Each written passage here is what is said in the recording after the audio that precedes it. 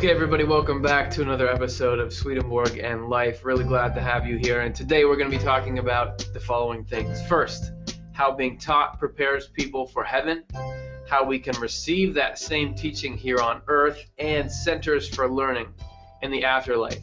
And if you're thinking, whoa, those are really far out things to be talking about, this must be your first time watching this show. Thank you for hanging out. This is Curtis Childs. I'm with the Swedenborg Foundation, who's a nonprofit group who works to get Swedenborg's ideas out into the conversation in the hope that those conversations will do some good in the world. And we have with us today Cara Dom, who is a Latin consultant for the New Century Edition translation of Swedenborg's works. And so Cara is cool for a lot of reasons, but also cool because she has a lot of experience sifting through Swedenborg's works on these projects and also can understand and read them in their original Latin. So Cara, it's really great having you here today. Thanks for hanging out with us.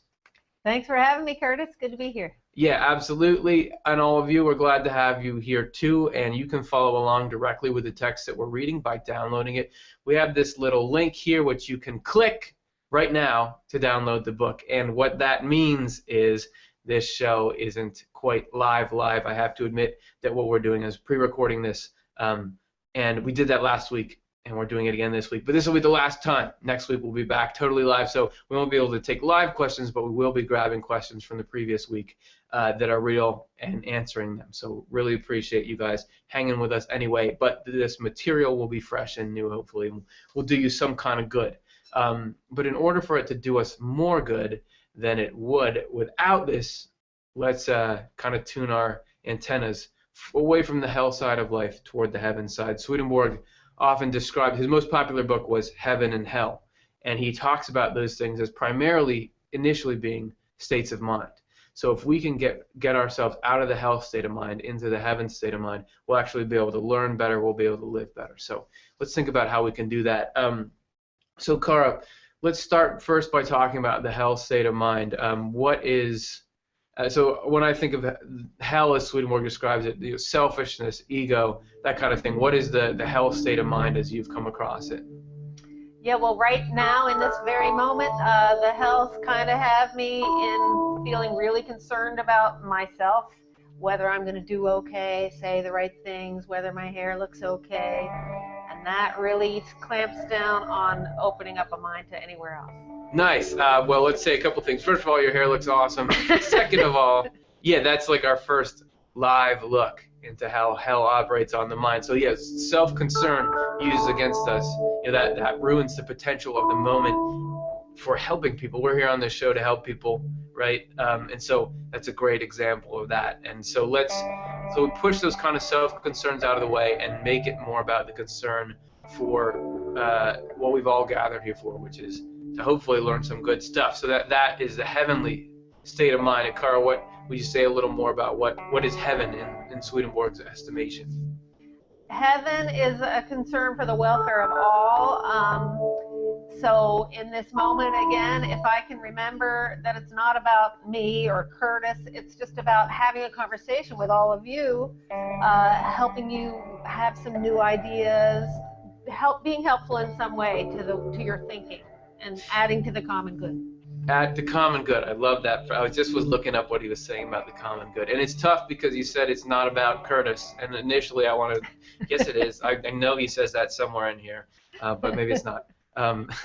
So we're there. Okay, so the basics of it is we're thinking about how can we help everyone. And the more you have that mindset, the more heaven flows in and everything you do starts to contribute better. So with that in mind, let's take a look at our text, see where it takes us. We're looking through the book, Our Life After Death. The chapter is Our Third State After Death. We're on page 75, which is page 92 of the PDF if you've downloaded it. Let's just see what Swedenborg says. If this is your first time hearing of Swedenborg, long story short, he was a scientist. Prominent guy in his day, had this massive amount of spiritual experiences, recorded them all, and now we're sifting through and seeing what speaks to us. So he says, our third state after death, or the third state of our spirits, is one of instruction. And you can take a look at the first two states after death in our previous episodes of this show. This state is for people who are entering heaven and becoming angels, but not for people who are entering hell. because these latter cannot be taught. As a result, their second state is also their third, and ends in their turning straight toward their own love, and therefore toward the hellish community that is engaged in a love like their own. And I feel like I'm always having to do this. Like Swedenborg will start his chapter with some kind of harsh sounding, fire and brimstone sounding statement, like people who are entering hell cannot be taught, they go right into hell. But when you look at the whole picture of what he's describing in the afterlife, it's much more nuanced. Nobody is being pushed into hell. If you're entering hell, it's because you're rejecting all of any goodness and any efforts to be taught that God, etc., are all just trying to get you, wait, don't you want to do this over here? And that hell is only something you barrel towards because you're excited by the ill-gotten gains in it. So I feel like I just need to put that out there. If you guys want more about that concept, I'd recommend reading Swedenborg's Heaven and Hell, which you can download for free on Swedenborg.com to get more of a picture of what that side of things are. So there's my tiny little disclaimer, just to keep you from closing your browser right now. So stay with us. All right, so let's look back at the text. Once this has happened, that love becomes the source of their willing and thinking. And I want to stop here, Cara, because he's using this word love in sort of an interesting way. He's using it like a noun and saying that there's a community that's engaged in a love like their own, and you'd sort of think in hell, like in a hell, is there love? There's not really any love, and also that the love is the source of their willing and thinking. So can you unpack this a little bit and sort of explain what he's doing here? Yeah. He describes human beings as being motivated at bottom by their loves, by what they love. So these people who are headed towards hell, perhaps they want to be rulers of the universe, and that's their primary love. And so that's going to help them figure out how they're going to go about getting that. And that is something that happens with every human being, whether in this world, in the spiritual world, because our loves, as Swedenborg described it, is what's underneath everything we do. It's what's driving our thoughts and our feelings. Well, and that the rulers of the universe makes me think of that's saying absolute power corrupts absolutely, and that Swedenborg says sort of the negative urges that we have, unless we get away from them, they if given power, they just expand. They'll want to rule as much as they can. You kind of see this when people do get into these positions of absolute power. It just they go nuts. And Swedenborg says that there's this harmful tendencies that can exist in all of us, and that we got to get away from those. So what is this? The love becomes a source of their willing and thinking. What is he saying there? He's saying that's that primary love is what feeds everything we think and do. We might think that we're having great ideas, that our thoughts are what are driving us, but it's actually underneath all those thoughts, there's something that we love, something that we intend, something that we want, that's driving the whole thing. Yeah, right. And he describes that if it's a love for the common good, or the human race, which he also calls love of God, that can drive everything we do. Or if it's a love for power, control, pleasure, something like that, that can drive everything we do, and that we're actually sort of we're sort of aligning ourselves with one of those two great loves or situations through the choices that we're making here. Okay, so hopefully you are all sufficiently confused by that. Let's get back to our PDF and move through. Oh yeah, and I stopped right here in the middle of a sentence. I apologize. I tried to do it at this thing, which is a semicolon, which is a little period comma, which you'd think would be even a bigger stop than a period, just by how many symbols are at the party there. Okay, so, and since it is a hellish love, they will to do only what is evil, and they think only what is false. They take pleasure in willing and thinking in this way because doing so is a part of what they love. Their finding pleasure in this way results in their rejecting every bit of good and truth they had previously adopted because they thought that it might serve their love as a means to an end.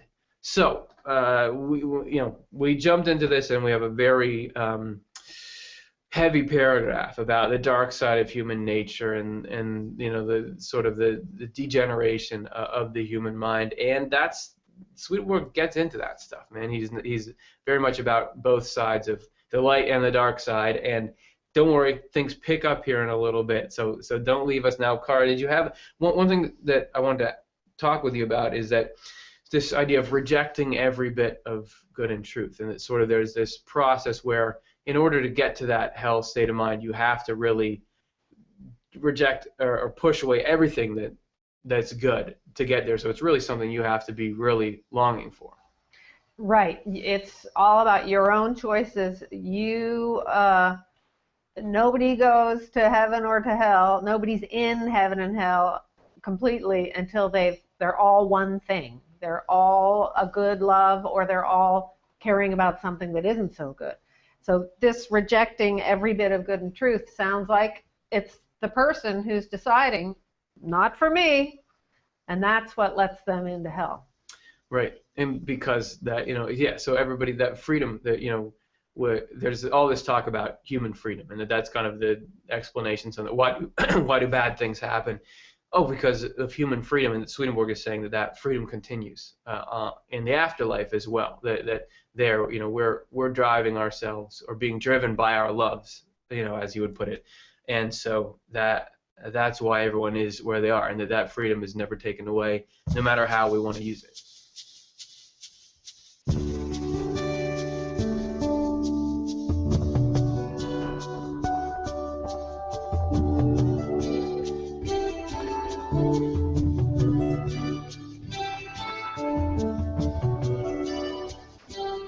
So I promised that we would get into happier topics, and we are going to.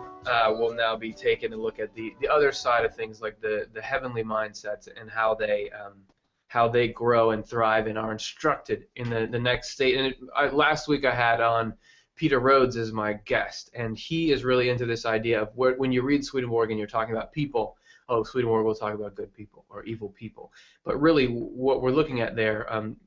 As Swedenborg says, the angelic way of looking at it is not judging whole people, but states of mind.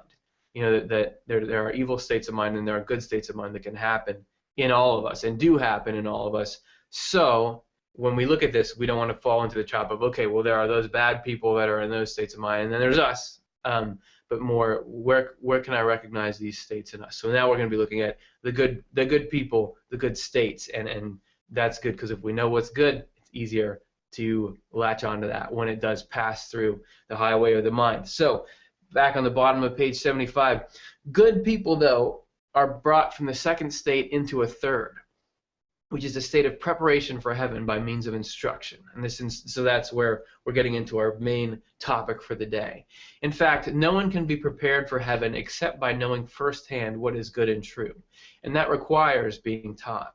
Without being taught, no one can know what spiritual good and truth are, or know the evil and falsity that are their opposites. Cara, that strikes me as a little bit counterintuitive, that you have to be taught in order to know these things. Do you feel the same way?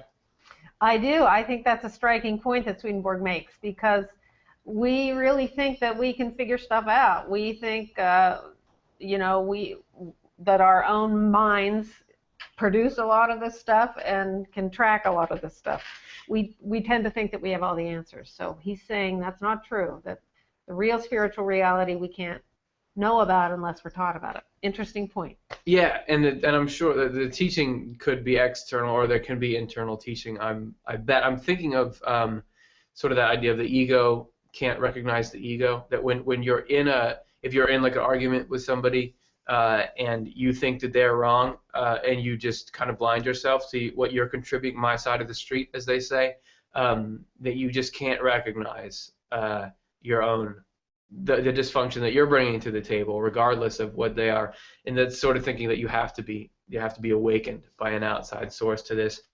However, we're going to thickenize the plot a little bit here, because he goes into these other kinds of truth, good and truth, that we can know when we are in the world, it is possible for us to know what civic and moral good and truth are. So we have spiritual good and truth, civic and moral good and truth, and these are actually pretty technical terms in Swedenborg, and ones that he goes into explaining.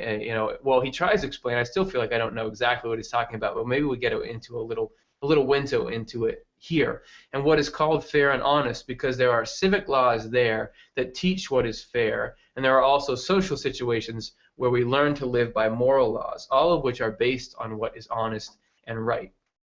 Spiritual good and truth, however, are not learned from the world, but from heaven. So he's kind of making a distinction here that we interact with people, we know, and we encounter the laws of society, and we know what's the right thing to do and how to treat each other. But he's saying there's another level to these, what's behind the essence of that, which we have to learn from these higher sources.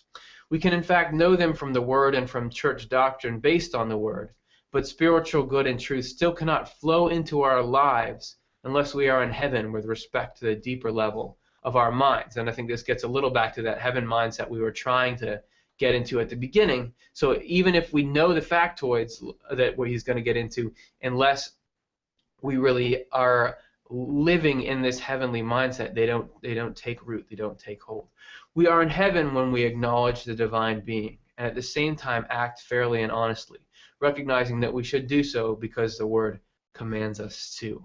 There's a couple things in there that we could talk about, but I do want to say that this seems like the most blatant example of his, that the spiritual states are places and places are states of mind, that he says we are in heaven when we acknowledge the divine being and live in that, and acknowledgement of the divine being acknowledgement of the divine being to acknowledge the will of God, which is to help the entire human race and to look for its good. And so when we're in that mindset, he says that we're in the place called heaven. So it seems like he's really hammering home this state is the same as place there. Do you agree with my accusations against him here? Yes, I do. That's a really clear sentence there. What comes to mind is just the heavenly like videos that go viral, the things where something sweet and real and good and loving has happened. Everybody feels like that's a little piece of heaven when they see laughing babies or something like that. It's that's just a being in a heavenly state. It feels like being in heaven. That's what it'll feel like when we're in the location of heaven. But we don't have to wait to be somewhere else out of this world. That can happen now. You can take an elevator trip there. It's certainly throughout the day. I mean, you see something like that, and for a moment you're transported into the good that you can. And we all know that your state of mind can make or break any situation. You can be in on a vacation, somewhere beautiful, but if your mind's not right, you can ruin it for yourself, and you can be in very negative external circumstances yet have joy. So yeah, that's a little bit of this state place that he's talking about, and something that's going on with our spirits now as we get them. So one last sentence in this paragraph. In this way we live fairly and honestly for the sake of the divine, and do not make ourselves and the world our primary goals. And that sentence kind of encapsulates this refrain that Swedenborg drives home throughout his entire work, that there are sort of two categories. One is putting our own needs ahead of the needs of the human race. The other is putting everybody's happiness first. And not that you don't have the love of the other one, but it's just about what your sort of priorities are. So those are some of our thoughts.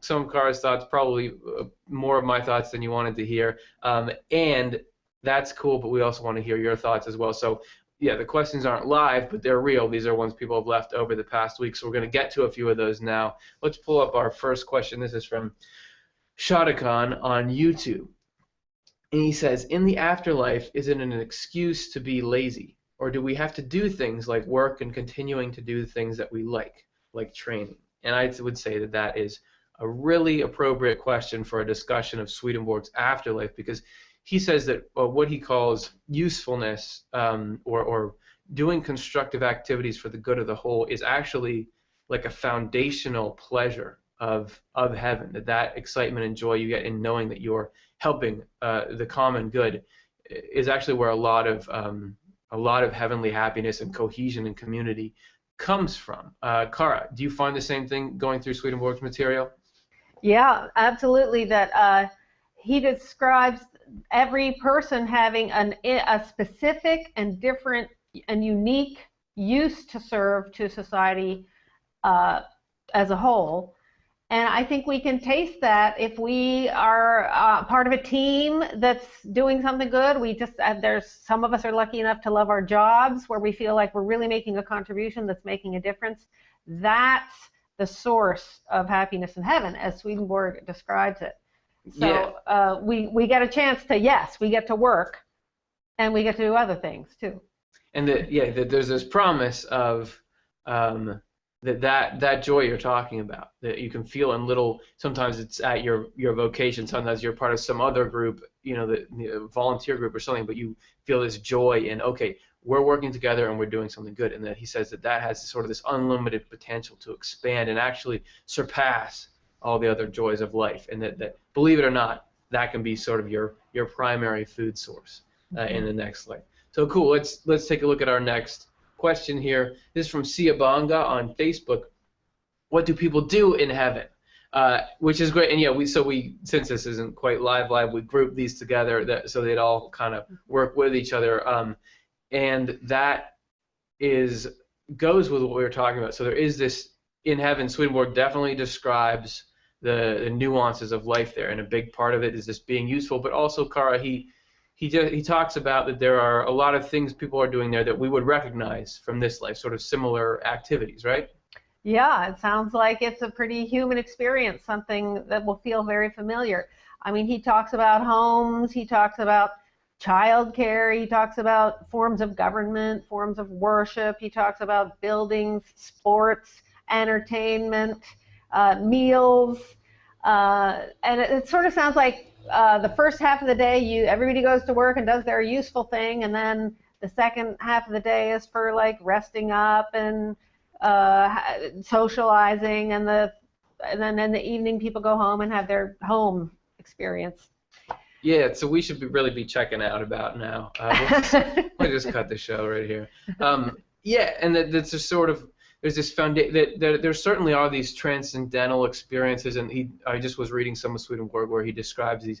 He says there are states of mind in heaven that just can't be described, and you have these overwhelming good experiences and experiences of unity, like in the near-death experiences. But yet these are set in a framework of life that has a lot of similarities to this one, but better, so that our experience here and our learning to live and all these interactions and the nuances of how people can love different activities and different things, that wasn't all for nothing. There's not this giant change in what life is, that there are things that carry over and multiply and get a lot better, but there is sort of this anchor in that. So thank you, Siabanga, and let's take a look at our last one, which we really did happen to get this. This is from Charlemagne. What do people do in hell?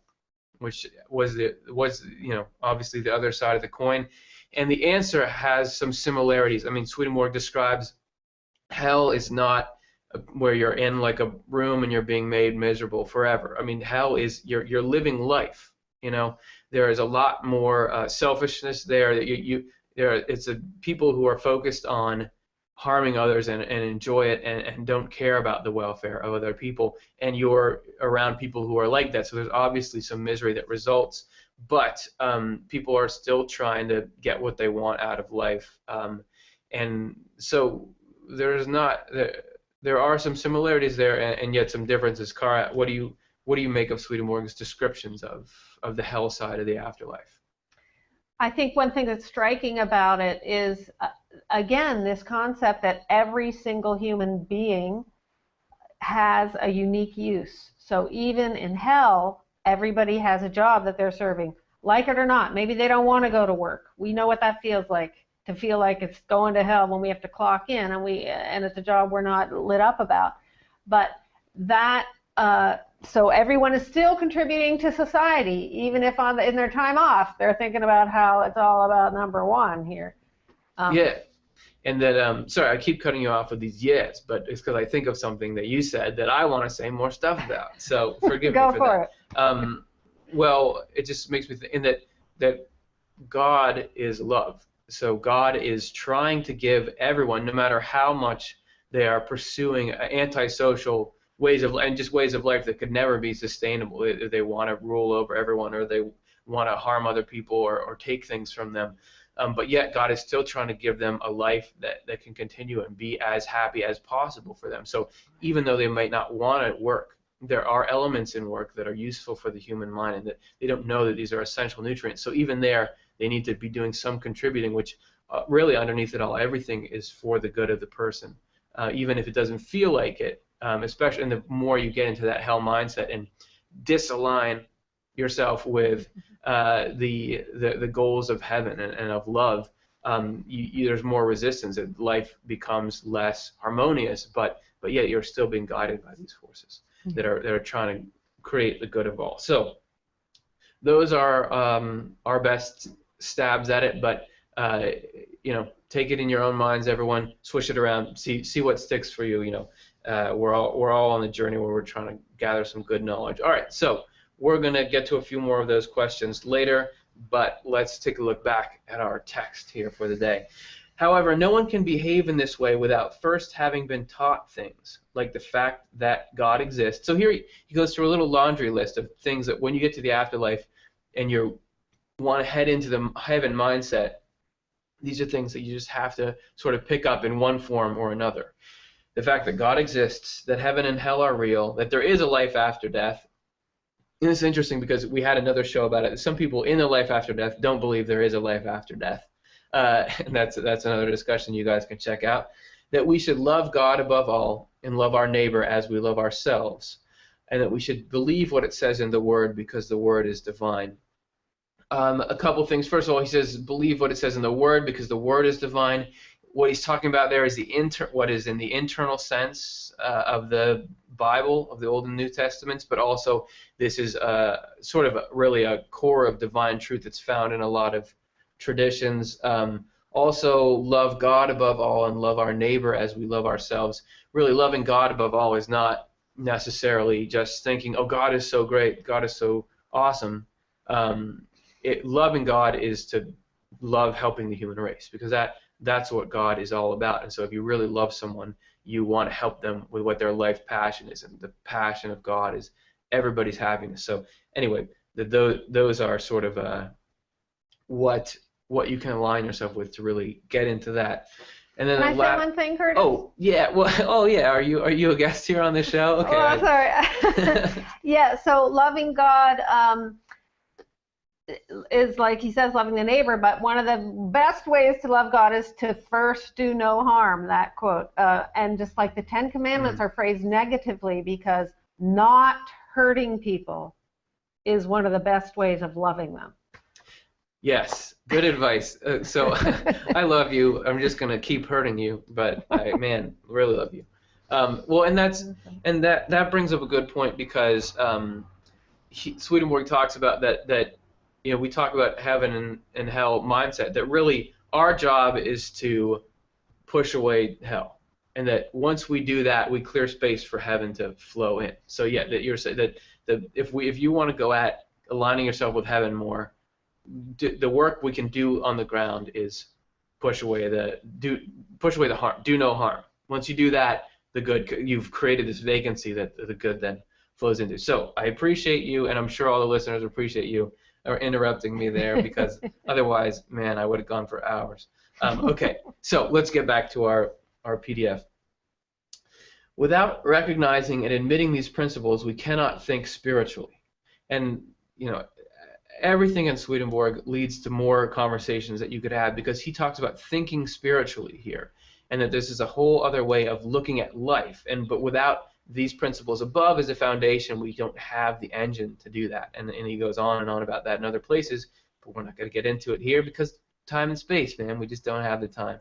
And without thinking about such matters, we cannot will to do them, because we cannot think about something if we do not even know of it, and we cannot will to do something that we are not even thinking about. But when we do will such things, heaven flows in. That is, the Lord flows into our lives through heaven, because he flows into our will, and through that into our thought, and through both of these into the way we live, since will and thought are where our entire life comes from. And you kind of get this like cool kind of cascading waterfall that he seems to be describing there of, well, once we've created space that, and we're talking about that, we just got to get the bad things out of the way, and then there's this inflow of the divine through the different levels of the human mind. Through the deepest levels, you're talking about the motivation that pushes us, and then into the more conscious external things, and from there you get this whole chain of things working in unison, and that this is the heaven. So we can see from this that the spiritual good and truth are not learned from the world, but from heaven, and that no one can be prepared for heaven except by instruction. And we're going to take a look a little more about how does that instruction happen. Cara, do you have any thoughts before we go to our 20-second video break here? About how that no one can be prepared. I think we're ready for the break. On with the video. We'll see you guys in 20 seconds.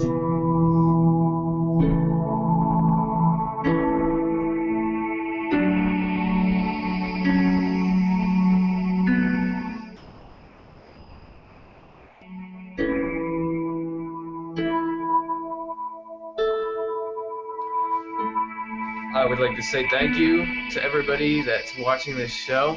You're doing us a huge favor by doing so, and thanks for sticking with us. I really enjoy getting to work over this material with people and hear. I love reading the comments that you guys leave. I love hearing what you think about it. Please, even though this show is not live, we still go back and read all the comments and pull them into next week's show. So just love hearing your thoughts and feelings about the material, because I find that with any kind of spiritually themed material, everybody's mind kind of processes it in a slightly different way. Everyone has nuances and insights into it that really I get to see different angles of it through you guys. So thank you very much for hanging in, and thanks for your input and your feedback. So let's take another look at the text here. We're on page 77 of Our Life After Death. You can download this book in the link in the description of this video.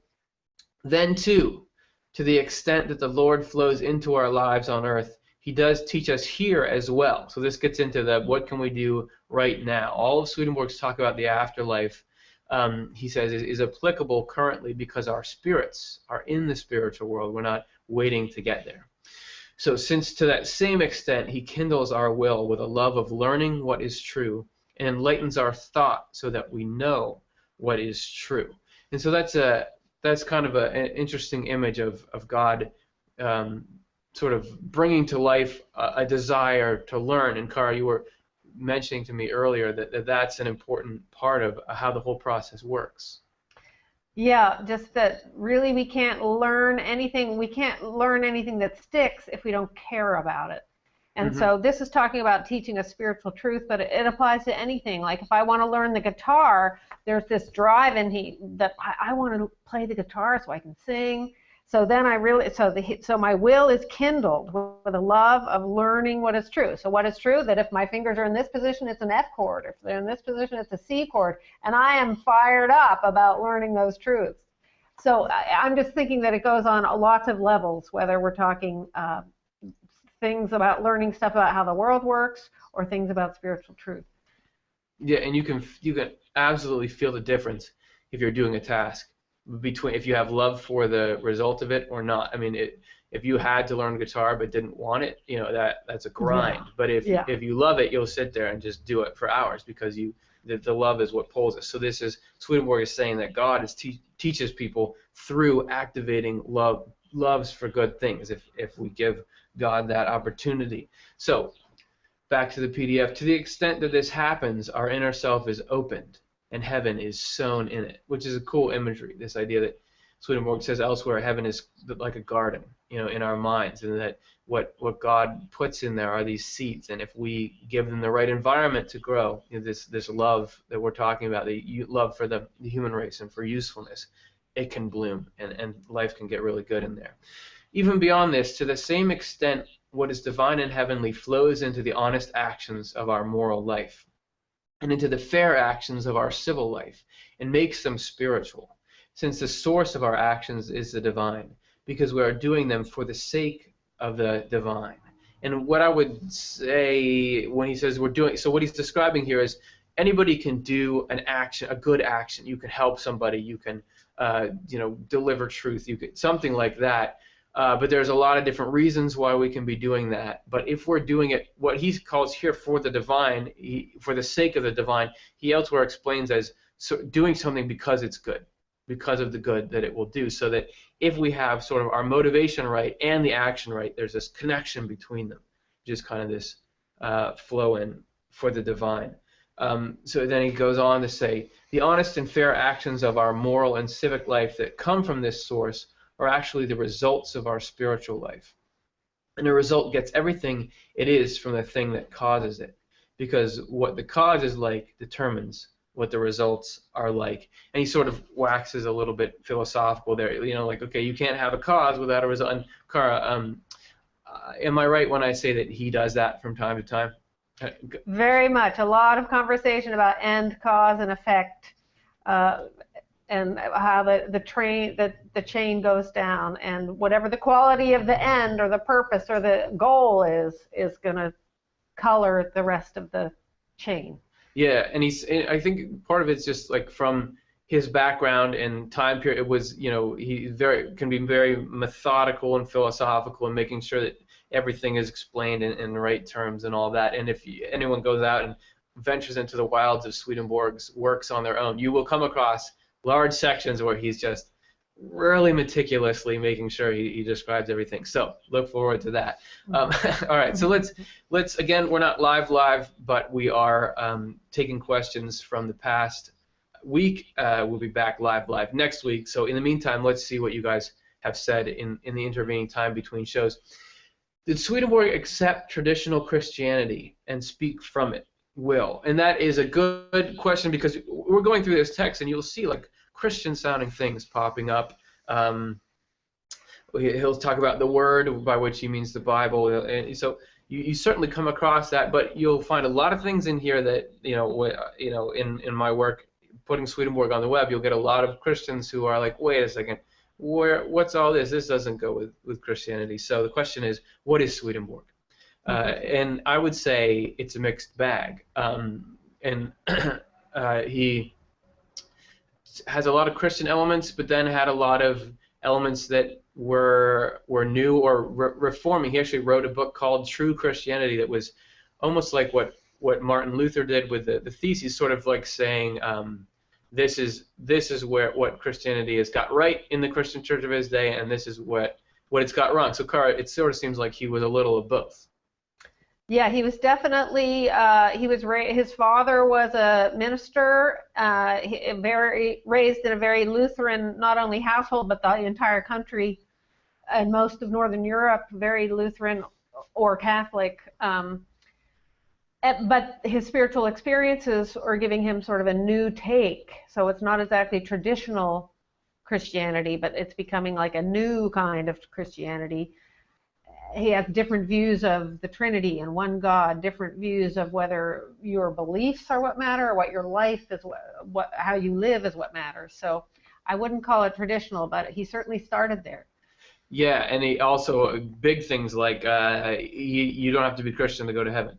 That exactly. What your belief system, the organization you belong to, it really has not that much impact. And if your beliefs, if your beliefs are locking you into a mindset that is full of spite for your fellow human being, that actually those beliefs are an impediment to your getting to heaven. So he actually got put on trial for heresy, right, near the end of his life when he was writing all this stuff. So in some ways Christian, in some ways very not. So really sort of his own animal at the time, if I can be so bold as to call him an animal. I don't know where that phrase came from. Anyway, let's take a look at some more questions here. Vicky1216TN on YouTube.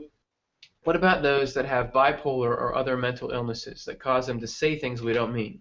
What if our hearts are soft and empathetic, yet we are angry about things? I would swear I'm in spiritual warfare. So first of all, Vicky, thank you. We all are. Oops, I missed that part, which is important because I was going to say, yeah, we all are. And Vicky, thank you for being able to, or being willing to share a little bit of what goes on for you. And I think you're right that it's going on for a lot of us. I've had all kinds of struggles of my own. A lot of people are having a hard time in the mind. So first of all, I just want to honor that. And I would say, if the question is, what about that? I mean, illnesses, mental illnesses included, obviously are different. They're outside of, the kind of choice making that we do when we're not impeded by something like that, and that things that have a root in the body or the organizational structure of the mind, we get a chance to heal from those on the other side, because the spirit is unaffected by those kinds of things. So Cara, what I think of is Swedenborg's thing about it's really the only things that really stick with us are what we do in freedom, right? Yep, that's right. And mental illness is something that deprives you of freedom. I do think earlier in this book, if you've been with us on previous episodes, he talks about the second state of life where you come into who you truly are, and that you can't really hide that. So if your heart is soft and empathetic, Vicky, that's who you are. And you'll get a chance to experience that without the parts of your body, maybe your brain chemistry or something that is affecting your mental state. Yeah, very well said. And that even what we're going to get to in our text here, we're talking about instruction and all that. There's this the third state really is a process of if you want to be good, if you want to take that ride towards love of the human race, this is a process where anything that's holding us down, we have the chance to get out of. All right, so let's. Can I say one more thing too to Vicky? That's it. No.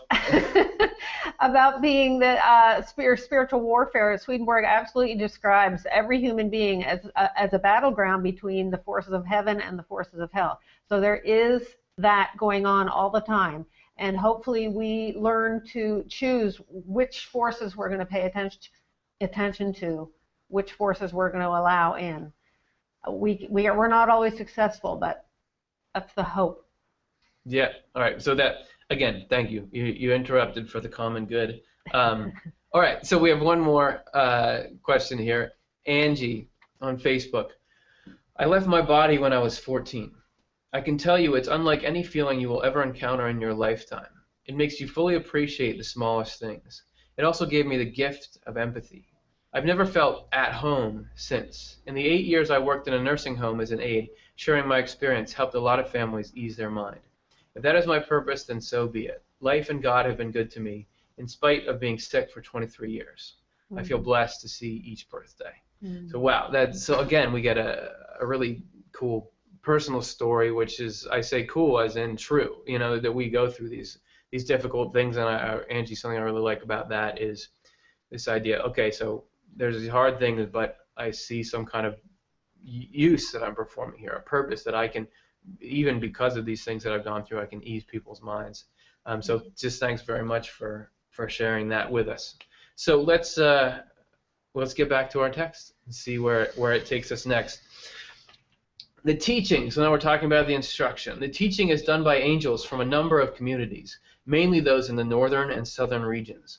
These angels are focused on intelligence and wisdom based on the first-hand knowledge of what is good and true. So Swedenborg here is talking about northern and southern regions. Cara, in the way he describes geography in the spiritual world, there's all kind of meaning and nuance to it. So could you give us sort of a quick overview of what directions mean in the spirit? Yeah, well, you won't be surprised because this world is a model of what's happening in the heavens. So when he talks about the East, he's talking about when things are happening in the East, it's because they're closer, they're more attuned with love, with goodness, with all the good qualities, because that's, right, the sun comes up in the East, right? And the sun, God is the Son of heaven, so when we're in the East, we're closer to God-like qualities. And when we're in the West, not so much. It's a little not so bright, not so warm over there. Same with the South. We want to build houses with southern exposures because that's where we get the light. So Swedenborg talks about in the spiritual world that the things that are happening in the south is where there's a lot of light, a lot of truth, a lot of understanding. And so he talks about the teaching happening in the north, which is a little farther away from the south, and maybe that's why the teaching happens there, because they're not so full of the truth and the understanding and the right ideas.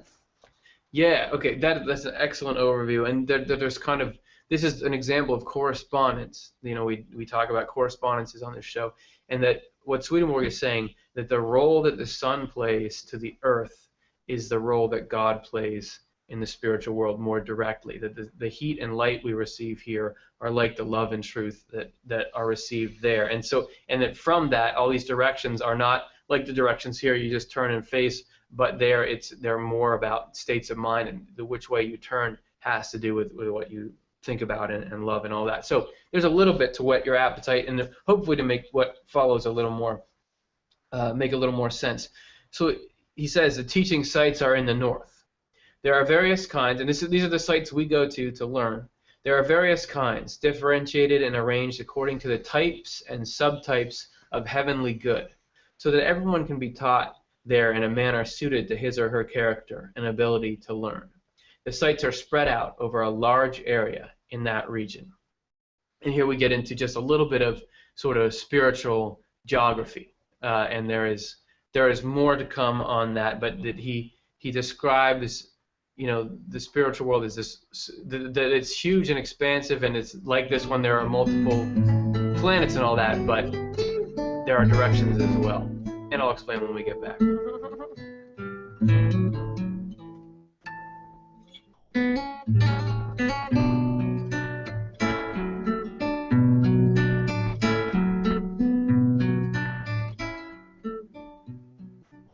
Well, I said I was going to explain, but it's too much to explain. I'll just give like a couple of other little hints that no matter where you are in that world, there's sort of like everything is situated around you based on your inner desires and love. So if you're facing, no matter where you are in the entire expanse of the spiritual world, you are either facing, all directions are kind of based on love, and if you're facing away from it, you're facing a certain way. If you're facing towards it, you're facing another way, and so everything is meaningful there. If you see, we're coming up to a group of houses, and one is on the south end, and they're there for a reason, you know. So you can kind of, if you know what the underlying principles of that world, you can kind of read everything through that. So let's learn a little bit more about what does he say about these teaching sites.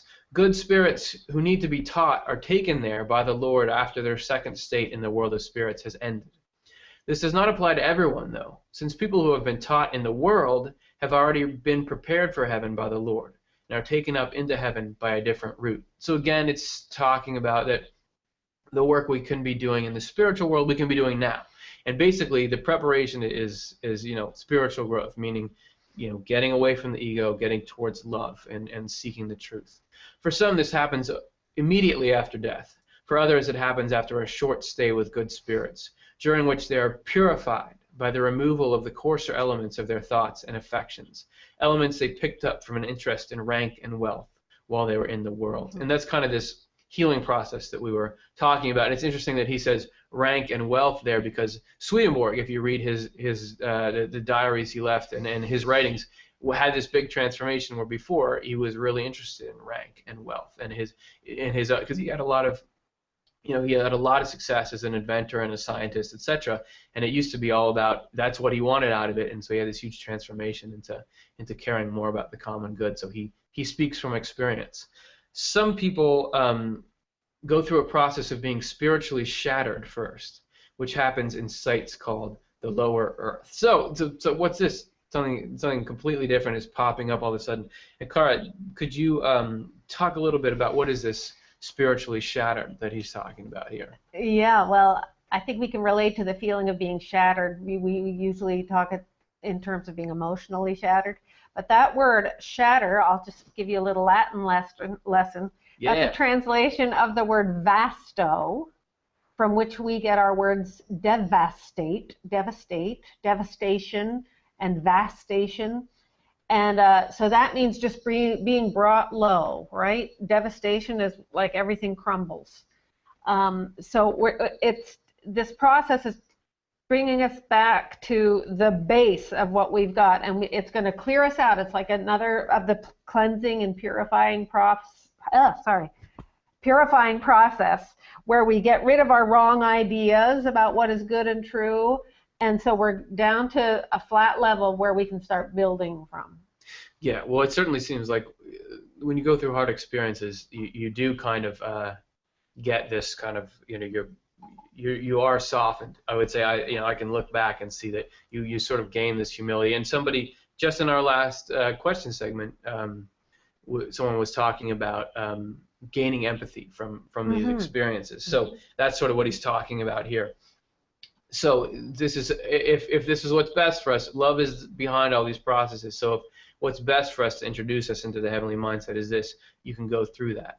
Some in that place undergo hardships. These will be the people who have convinced themselves of false principles, but have still lived good lives. The fact is that false convictions cling tightly to our minds, and until they are dispelled, we cannot see truths, and therefore cannot accept them. And I think a little bit of like hitting bottom, that only there can you really move on it and loosen up. That as we say, freedom is preserved. That God can't just go into your mind, yank something out, put something new in. That you have to come to that through life, through experience. The people who are at these instructional sites reside apart from one another. Their inner selves are individually connected with the communities of heaven they are headed for. And since heaven's communities are arranged in a pattern befitting heaven, so too are the sites where the teaching takes place.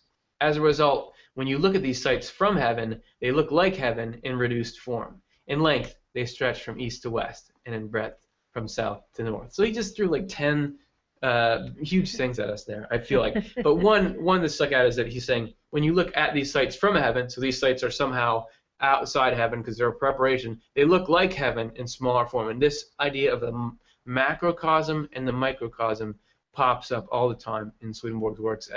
There's the image of God, and the image of heaven, and the image of a human being, and the image of each community. They're all like different versions of each other on larger and smaller scales. Cool stuff, crazy stuff. That's why we read it. So let's do one last question segment here from the questions we've gotten during the week, and take a look at what's been on people's minds. This is from Will, YouTube. For a novice, is reading the actual Swedenborg books useful, or will it introduce a lot of distortions into the mind because Swedenborg used words differently than we do in 2014? So, Cara, I'd love to turn this one over to you initially, since you work with Swedenborg's books and translating and all that. So what do you think about that question? Well, I have to point out that the actual Swedenborg books were written in Latin. So very few of us have the Latin reading skill these days. So anything that you're likely to read is going to be a translation. There were a lot of translations done in the 1800s, and the language then was very different. And they also did preserve some of the Latin words that Swedenborg used that they felt had a different and new meaning. I'm now involved in this translation effort referred to as the New Century Edition. Which, if I can interrupt you, that this text we're reading here is part of the New Century Edition. That's right. It's an excerpt from Swedenborg's book, Heaven and Hell. And those, that's just making every effort to be in contemporary language. So hopefully the language itself wouldn't be problematic for you. The concepts sometimes are pretty big. But for instance, in older translations, there is a word proprium, which is just a Latin word that means, it refers to our sense of self, our sense of self-importance. It's our ego. It's not the most beautiful part of us. It's something that we have to overcome. That word is used in the old translations and just untouched. In our translations, it's translated in various ways to be a sense of self, a pride of self, knowledge, all kinds of different things. But I think if you go with these current translations, which you can download from the Swedenborg Foundation website, you should be able to understand the language. Yes, and I would say, as somebody myself who's been reading Swedenborg and coming to understand it, really the most important thing that it takes is the more of it that you read, the better you understand. And see what this entire show pretty much is us going through here, and that we've read more of Swedenborg, so we can kind of hedge the things that he says and explain. And the more of it you read, the more you understand what he's saying. So if you can just go in there hold things loosely initially, and that maybe something you think means something, later you find out it means something else. But also, Cara, in the deluxe editions of the of the New Century editions, you guys have little footnotes, which I found very helpful. That's right. There's footnotes where we think that there might be something confusing or some kind of problematic content, and then the notes just attempt to put it into a broader context of perhaps the world that Swedenborg grew up in, or the broader context of his whole body of work, so that you get a more nuanced picture of what he's saying. The notes are very helpful in understanding. And people are so individual. Some people love to read the, this hardcore stuff, and some people are like lesser versions. So you can find something that will fit you, I bet. Yeah, man. So I'd say go and just like hold everything loosely. That would be my professional advice. Okay, so let's get to our next question here. This is from Rashida, Facebook. Is it wrong to ask God to take you out of this world? I sometimes do that. So, I mean, that's obviously a pretty deep sharing of a state of despair, and let's just acknowledge that life is tough. That's what I would say right off the bat. I think, most people, if not all people, know the feeling of this is a grind, and why am I here? So, man, I would say there's so many different, different feelings that come up for me with that. I mean, you don't, when someone says, is it wrong something, one instinct is to say, listen, like, you're already that low, don't beat yourself up for being that low. You know what I mean? If you're in a moment of weakness and you're feeling like that, and I wouldn't now, oh, I'm so bad for doing that. On the other hand, we want you to stay. I mean, people that leave the world leave behind a lot of pain here. So what I would say is there's angels that are rooting for you.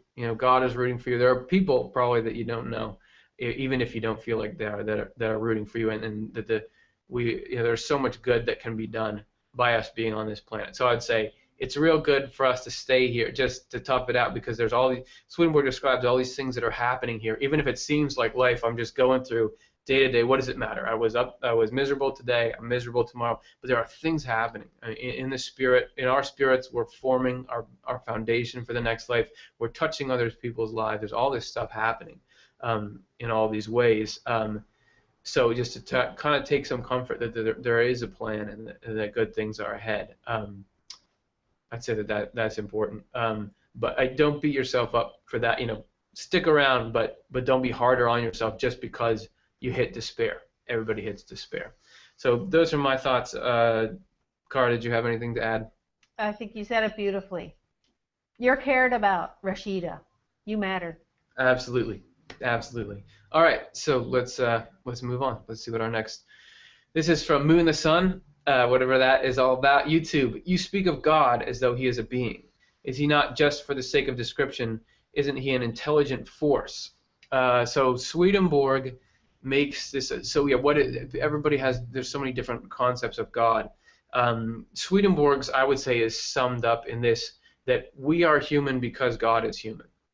That it's not, this is what he described, and obviously God is something much different than we are in a lot of ways. That I haven't created any universes. I'm not omnipresent. I'm not omniscient. I don't even I have nothing infinite in me. But yet somehow he says, God, we are actually copy images of God rather than God being like us or not like us. So that's what comes to mind for me. That God is somehow simultaneously this incalculable engine that runs everything, but yet you could talk to and who can want things to happen and display qualities that ours are sort of a little shadow of. So those are my thoughts. Cara, do you want to trump that? I don't think I can trump it, but I might add a little about that. What makes us human is the fact that we have thoughts and feelings. We have a will and an understanding. we have freedom, spiritual freedom, and we have rationality. Those things are all correspondences of the love and wisdom in God. And so, yeah, that we are human because God is human. So he is intelligent. God is intelligent. But that's not, it's not a disembodied intelligence. We need to have a human relationship with God. Yes, and disclaimer, I think all descriptions of God are our best effort at talking about it at the time, so our meaning gets lost through words, and so anyway, seek, this idea of seek and you will find, that if we want to get to know what God is like and we're looking at that, it's a journey that everybody takes. So hopefully those can just be little things to factor into yours. All right, let's get to one last question here for the week. Chris from Facebook, I went with my friend as she died. We flew for a while. She was just in front of me on our journey. I stopped and watched as she arrived at what I can only describe as a stage where many people stood to welcome her. She was waving her arms around as she spoke. They all laughed. I returned home. I'm grateful for that experience. And that sounds awesome. And it sounds like what Chris is describing is what Raymond Moody in his research was recently labeling a shared death experience, where somebody around someone who is dying will have this experience. And Chris, that's obviously a very personal thing, and we're really glad that you shared it, because now I get to have that in my mind and thinking, okay, man, maybe someday I'll make it to my stage. Got stuff to do here in the world, but thank you. Thanks to everyone for sharing, and we'll be back live next week to take your questions, so leave them over the weekend and we'll get to them there. All right, so we're going to wrap things up here with a little meditation type thing we call correspondences, which is, we touched on this a bit. Swedenborg describes that there is this imagery in the physical world that reflects the reality of the spiritual world. So this is something that we can kind of tap into if we know what something symbolizes. We can look at that thing in the physical world and get some insight into the deeper processes that are going on around it in the spirit. So today we're talking about learning and stuff. So we're going to look at horses, which horses, Swedenborg says, are a symbol of the intellect or of the mind, because you ride on a horse. That's how you get around. And this idea that what our sort of view of the world, what we've gathered together, is kind of our what we ride around our spirit on. So just looking at we got like 40 seconds of some images of horses, and see, do you get any insight about the nature of the mind and how it moves and what it is. So enjoy, and we'll see you back here.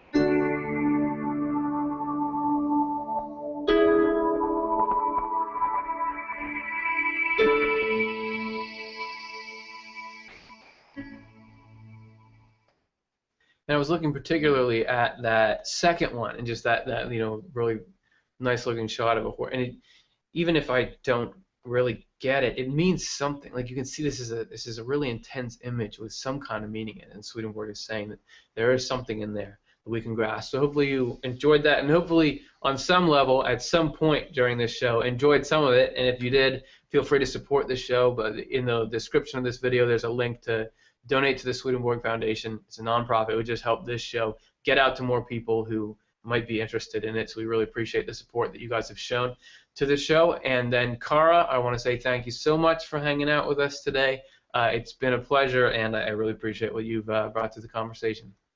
Thanks, Curtis. Good to be with you. All right, we hope to have you back again in the future. Everybody else, we hope you're back with us next week. We'll be back live. It will be super fun. Same time, same place. All right, talk to you later.